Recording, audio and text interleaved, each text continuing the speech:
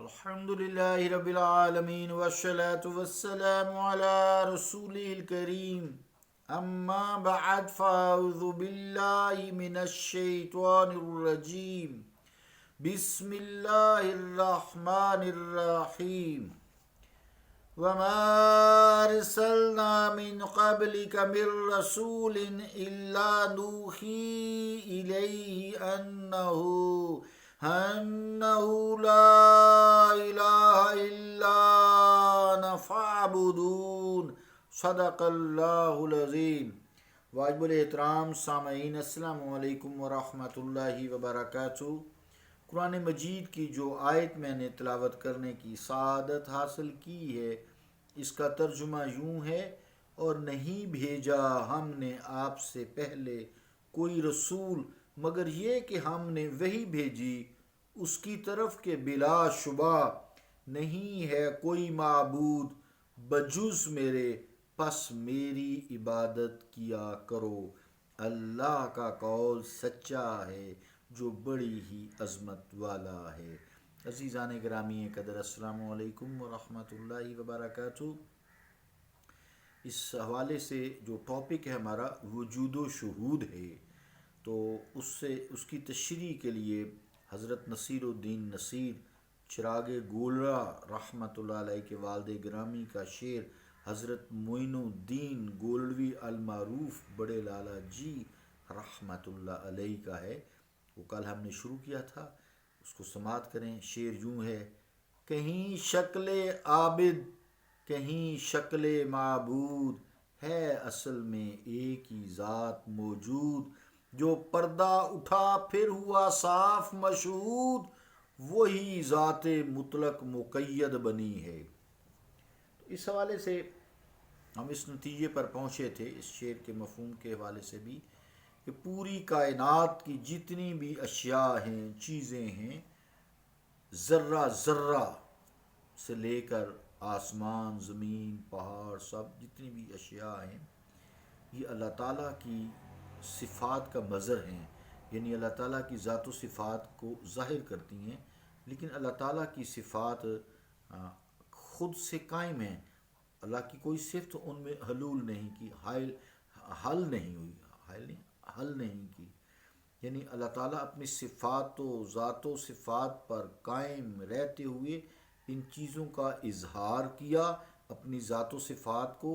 اور اپنی پہچان کرائی۔ وہ جو حدیث بھی ہم پڑھتے کسی کنت کنز مخفیہ فاحببت ان اعرف فخلقت الخلق، کہ میں چھپا ہوا خزانہ تھا، پس میں نے چاہا کہ میری پہچان ہو، تو میں نے پس مخلوق کو تخلیق کر دیا۔ اس کا مطلب ہے جتنی کائنات ہے اللہ کی پہچان ہے، اللہ تعالیٰ کی ذات و صفات کی پہچان ہے۔ تو مظاہر میں سے جس مظہر کی بھی عبادت کی جائے، حالانکہ وہ اللہ کو ظاہر کر رہی ہے، اس کی شکل تو ظاہر وہی ہے،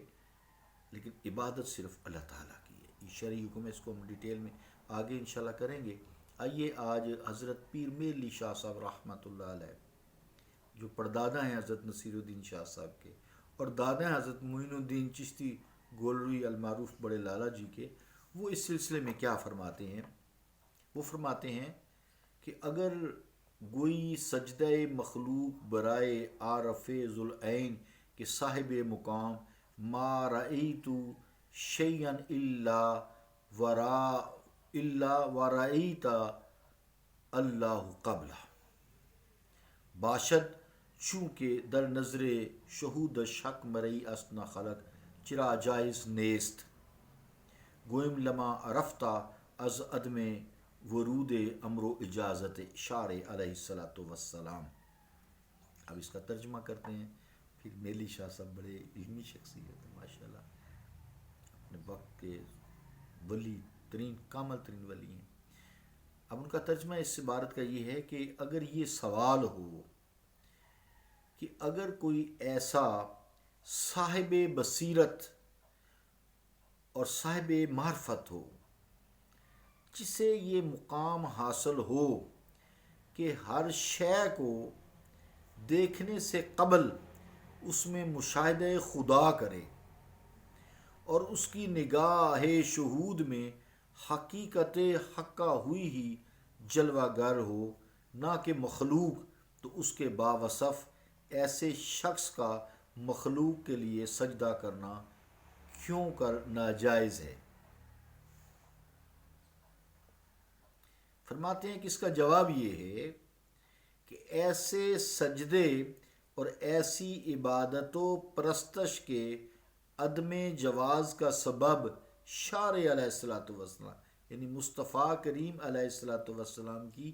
اجازت کا نہ ہونا ہے، اور آپ کی اجازت کوئی ایسی اجازت نہیں ہے، وما ینطق عن الہوا،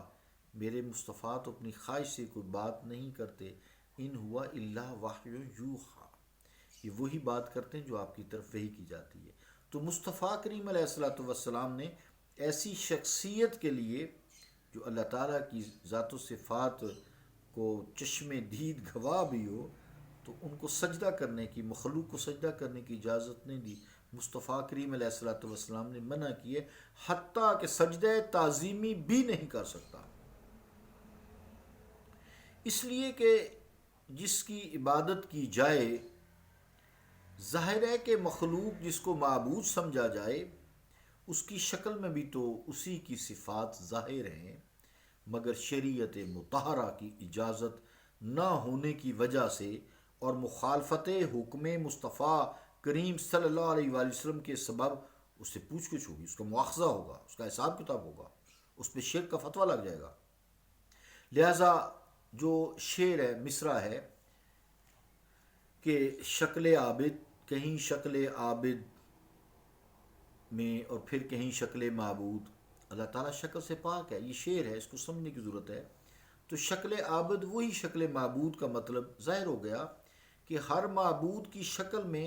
اللہ کریم کی ذات و صفات ظاہر تو ہیں،